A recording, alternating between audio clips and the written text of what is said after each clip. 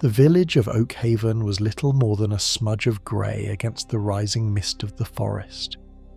Behind them, the silence of the small town, the rhythmic chuckles of the wandering chickens, the distant lowing of cattle, faded into a suffocating silence. Xeeona stopped. Every step had become a calculated battle against the leaden weight in his limbs. The poison, a foul, slow-burning venom delivered by a black-ribboned bolt 2 days prior, was a fever in his marrow. The antidote was no use but slowing the pain a little. He didn't look at the halfling immediately. Instead, he found a jagged slab of grey rock and sat. The movement was stiff, lacking his usual grace. He leaned forward, forearms resting on his knees, his hands steady despite the fire screaming in his veins. Beneath the thinning hairline of his brow, his cold grey-green eyes locked onto Brannick. "Sit," Xeeona said. The word wasn't a request. It was a low, guttural command that seemed to vibrate in the damp air.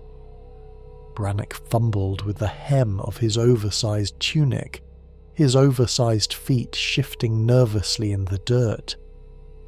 "Xeeona, sir, we really should keep moving.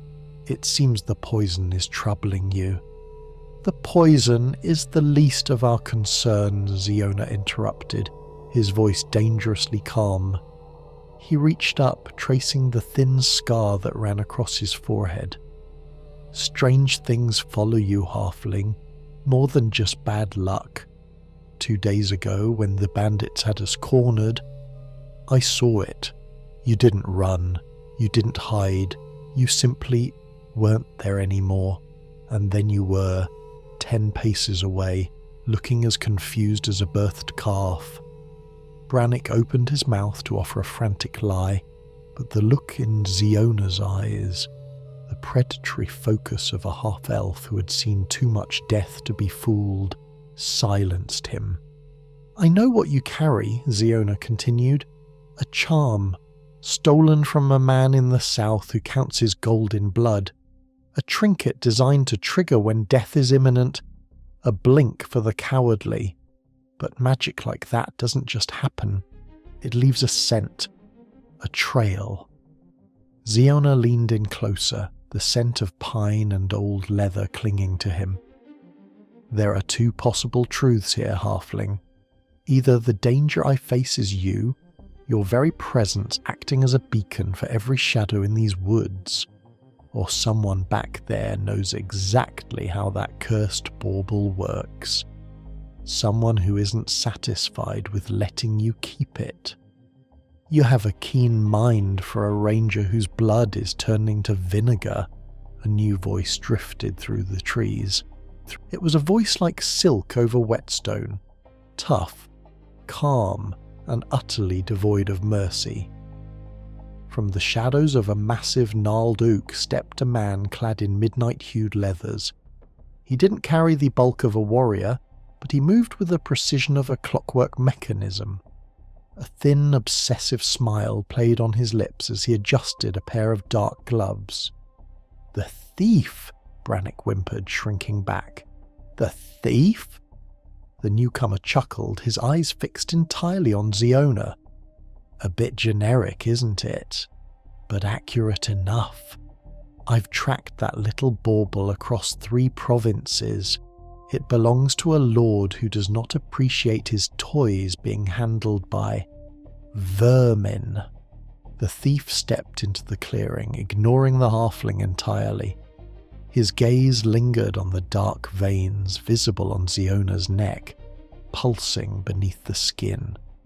2 days, Ranger.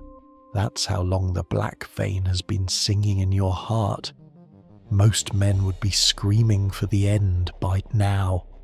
You're sitting on a rock playing Inquisitor. He shook his head in mock admiration. Simple antidotes won't touch it. It's a specialized brew. It eats the magic in the blood, and since you've more than a touch of the fair folk in you, it's eating you slower than it would a common man. The thief held up a small translucent vial filled with a shimmering silver liquid. A trade. Give me the halfling and the charm. In return, you live to see another sunrise. Or, his smile widened, becoming something jagged and cold. I take the charm by force. I'll kill you first. Which, let's be honest, will be more of a mercy than a fight in your condition. And then I'll find a way to peel that trinket off the halfling's cooling corpse. You can barely hold your head up, Ranger. Don't die for a thief who wouldn't spit on you if you were on fire. Silence reclaimed the woods. Brannick looked between the two men, trembling. Xeeona didn't look at the vial. He didn't look at the thief's weapons. He looked at the ground for a heartbeat, and then a low, rasping sound escaped his throat. It was a laugh, dark, bitter, and entirely devoid of fear. He stood up, slowly, his muscles protesting with every inch. He didn't reach for a bow. He didn't try to cast a spell. His hand went to the hilt of his plain, unadorned short sword. You speak of my condition as if it were a cage, Xeeona said, a dangerous, jagged grin splitting his face. The cold green of his eyes flared with a sudden predatory light. But a wounded wolf is the only one you truly need to fear. The steel hissed as it left the scabbard. The blade was simple, straight, and sharp enough to divide the wind. Steel is enough for the likes of you, Xeeona whispered, his stance shifting into a lethal low-gravity crouch. Come and take it.